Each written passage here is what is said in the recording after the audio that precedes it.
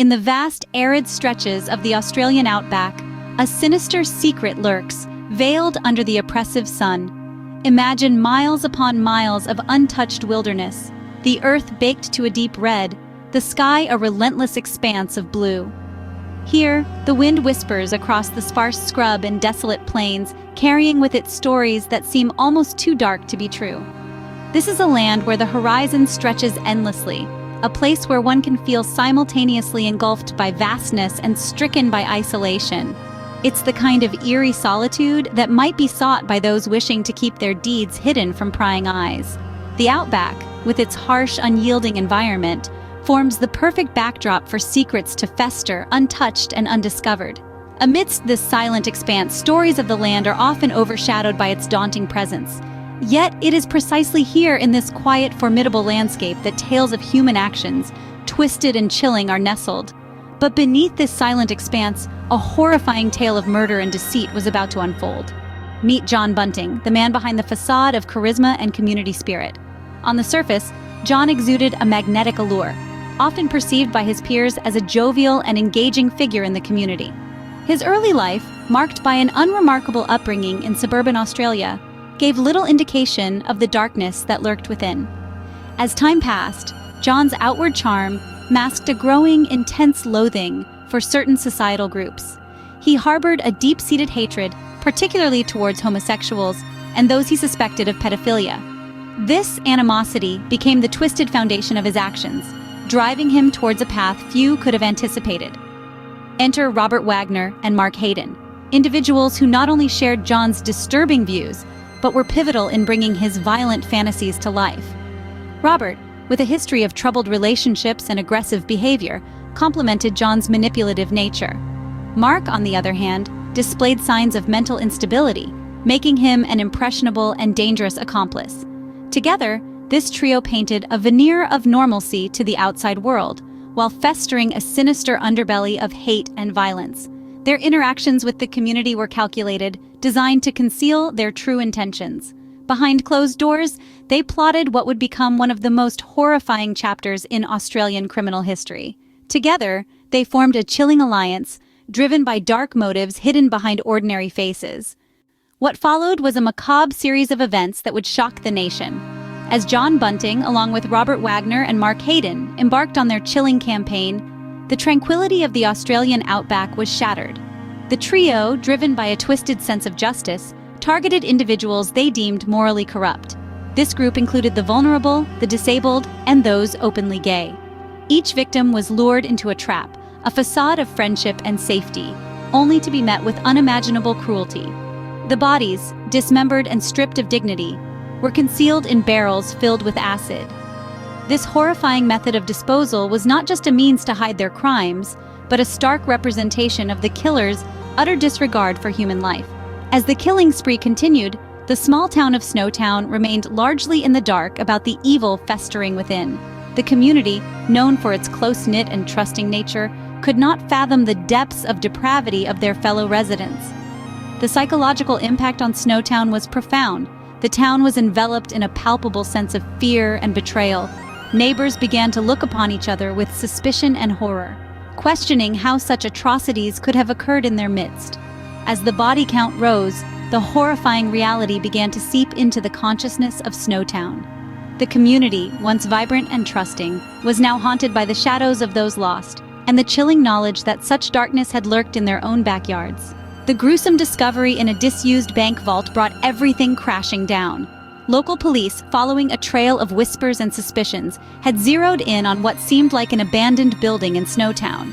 Little did they know, they were about to uncover a scene so macabre it would haunt the nation for years to come. Inside, the air was thick with the acrid smell of decay. Barrel after barrel lined the walls, each containing human remains submerged in acid.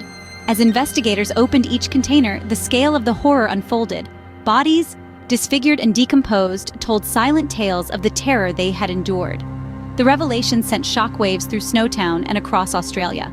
The community, nestled quietly away from the country's bustling cities, was now the epicenter of one of the most horrifying serial murder cases in recent history. Neighbors who once greeted each other with smiles now looked upon one another with suspicion and fear. The media descended on the small town, their headlines screaming of the atrocities committed in the quiet backstreets of Snowtown. Each report peeled back layers of a chilling narrative, exposing the depth of the depravity that had lurked behind the facade of an ordinary town. As the details of the murders surfaced, a collective horror gripped the nation. Families mourned, communities recoiled, and the entire country struggled to comprehend the magnitude of the evil it was facing. Snowtown, once a quiet community, now stood at the heart of a national nightmare. In the cold confines of the courtroom, the true extent of the horror was laid bare. As the trial of John Bunting and Robert Wagner commenced, the air was thick with anticipation and dread. The prosecution presented a meticulous account of the crimes, each detail more harrowing than the last. Key testimonies from surviving relatives and former acquaintances of the accused painted a vivid picture of manipulation and malice that left the jury visibly shaken. Evidence, overwhelming in both volume and brutality, included haunting photographs of the storage barrels, chilling recordings of Bunting's rants, and forensic testimonies detailing the cruel fate of the victims. As each piece was presented, the courtroom grew heavier with the weight of the atrocities committed. The community of Snowtown, along with the families of the victims, watched with mixed feelings of grief and relief. Some wept silently, others held each other tight, united in their sorrow and their longing for justice. Outside the courthouse, the town seemed to hold its breath, yearning for closure from this dark chapter. When the verdict was finally delivered, and Bunting and Wagner were sentenced to life without parole, a palpable sense of resolution spread through the room. Although the emotional scars would remain, the assurance that these men would never walk free again brought a grim comfort to the heartbroken community. With the gavel's final fall, a chapter closed on one of Australia's most chilling crime stories. The scars remain, but in the shadow of tragedy, the human spirit began to stir once more. As the trials concluded and the media frenzy subsided, Snowtown faced the arduous task of rebuilding, not just its reputation, but the very souls of its residents. The emotional and psychological recovery was a slow, painstaking journey. Every whisper of the wind through the desolate streets seemed to carry echoes of the past atrocities. In this period of profound silence and reflection, stories of incredible resilience began to emerge. Survivors and families of the victims, though forever altered by their loss, started to weave threads of hope into the torn fabric of their lives. Support groups were formed, vigils held, and community bonds strengthened. Through shared grief, Snowtown found a new foundation: solidarity. Among these tales, one finds the story of a young woman who lost her brother. She channeled her grief into advocacy, ensuring that the horrors endured by her loved one led to stricter laws on violent crimes. Her efforts, and those like hers, served as beacons of positive change, guiding the community out of its darkest times. Reflecting on these events, it becomes clear that the importance of community support in the healing process cannot be overstated. The collective embrace of Snowtown's residents provided a crucial pillar of strength. In their unity, there was healing; in their shared resolve, a formidable resilience. Snowtown's story is a stark reminder of the darkness that can lie beneath, but also of the enduring light of human resilience.